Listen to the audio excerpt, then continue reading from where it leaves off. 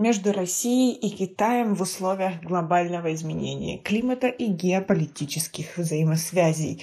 Какая она, Центральная Азия, сегодня? И есть ли у нас какой-то просвет? Подписывайтесь на обновления, и точно будете в курсе всего самого интересного.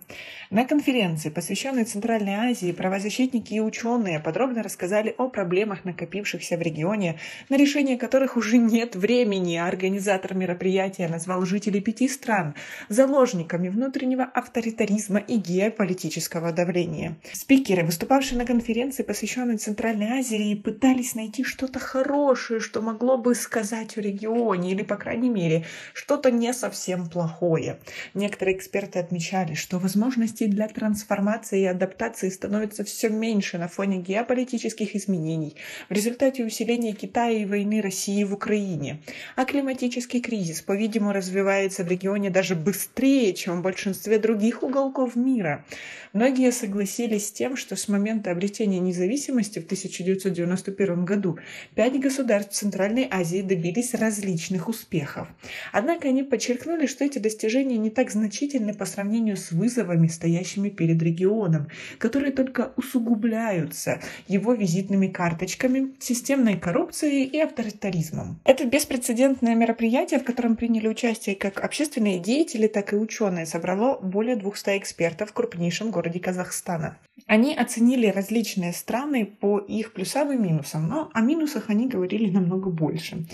Так, Жавтис привел мрачные оценки международных наблюдателей за свободой слова в отношении 5 стран. Оценки, неоднократно подтвержденные непосредственными наблюдателями участников дискуссии. При президенте Садыре Жапарове Кыргызстан, достигший ранее некоторых демократических свобод, похоже, перестал к ним стремиться, понизив свой уровень частично свободной страны до несвободной. Кыргызстан уже не выделяется среди остальных государств региона в рейтингах международной правозащитной организации Freedom House.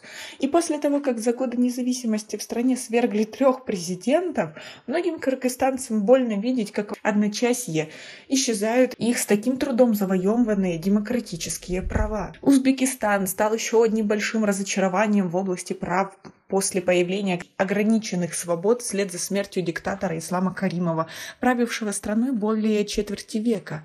Однако после отказа страны от систематического принудительного труда в хлопковой отрасли, а также после публичного поощрения критики властей, второй президент независимого Узбекистана Шавкат Мирзиёев возвращается к каримовскому сценарию. В других странах сползание к более глубокой степени авторитаризма произошло давно.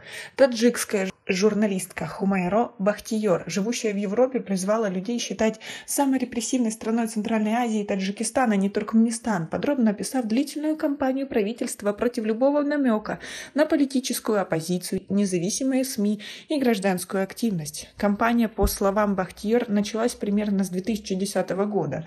При этом Туркменистан, похоже, по-прежнему относится к особой категории.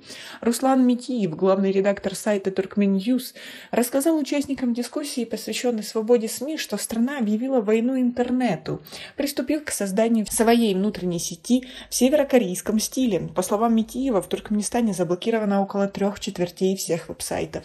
Самой кровавой вспышкой политического насилия в регионе за последние годы стали январские события в Казахстане в 2022 году, в результате которых погибло не менее 238 человек. Основной докладчик Эрика Марат из Университета национальной обороны Вашингтон отметила, кровопролитие доказало, что формула стабильности, выдвинутая первым президентом Казахстана Нурсултаном Назарбаевым и другими авторитарными лидерами в регионе, не работает и нестабильна по своей сути.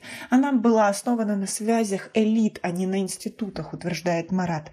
А поскольку безответственное управление является нормой Центральной Азии, протесты неизбежны в будущем, прогнозирует Марат, учитывая растущую способность к самоорганизации в регионе. Учитывая, что все эти нарушения прав имеют свой конкретный специфический контекст, было бы странно связывать тяжелое положение региона с его соседями. Но посмотрите на этих соседей. По мнению кыргызского политолога Эмиля Джураева, между войной России и растущим глобальным влиянием Китая, находящегося рядом с нами, наступили не лучшие времена для построения демократии в Центральной Азии. Вторжение Москвы усугубило продовольственную инфляцию в Центральной Азии и заставило десятки тысяч россиян призывного возраста бежать на юг, причем основной поток пришелся на Казахстан. В России же еще большее число мигрантов из Центральной Азии оказалось в ловушке между экономикой, изменившейся в результате санкций и падения курса рубля, и стремлением Москвы привлечь их к участию в войне в Украине. Однако общее влияние войны на политическую атмосферу в регионе представляет собой некий эволюционный процесс, и Джураев отмечает, что граждане некоторых стран теперь задают более смелые вопросы о своих обществах, в том числе об их имперском и советском прошлом под властью России. Выступая на конференции по видеосвязи, Стив Свердлоу, юрист, правозащитник и ученый из Университета Южной Калифорнии, упомянул об использовании китайской технологии распознавания лиц для преследования активистов в Центральной Азии. Свердлоу назвал ожидаемую встречу глав государств Центральной Азии в формате 5+1 с президентом США Джо Байденом на полях Генеральной Ассамблеи ООН в Нью-Йорке в конце сентября уникальной возможностью вывести права человека на первый план в отношениях Вашингтона и Центральной Азии.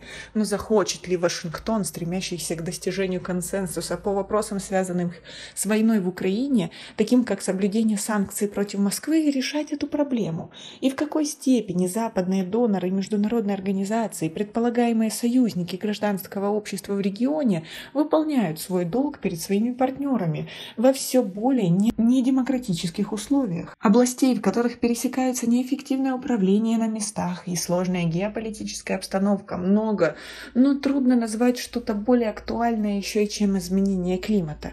Этот регион является одним из самых бедных водными ресурсами на Земле. Казахстан в последнее время особенно остро ощущает их нехватку. Воды либо нет, либо ее становится все меньше, а чиновники требуют засеять больше земли, причем засеять ее культурами, требующими больше воды, потому что это выгоднее. Нет понимания того, что воды не хватает как вверху, так и внизу по течению, объясняет Ни.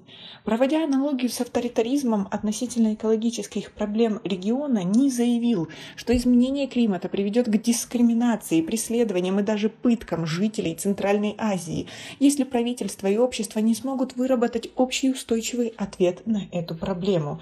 И то, что сейчас в этих странах авторитаризм, у власти находятся диктаторы, проблема, которую нужно решать сообща, станет просто гибелью для этих стран, потому что правительство не интересует, как в этих всех условиях будет выживать население. Они будут выполнять план.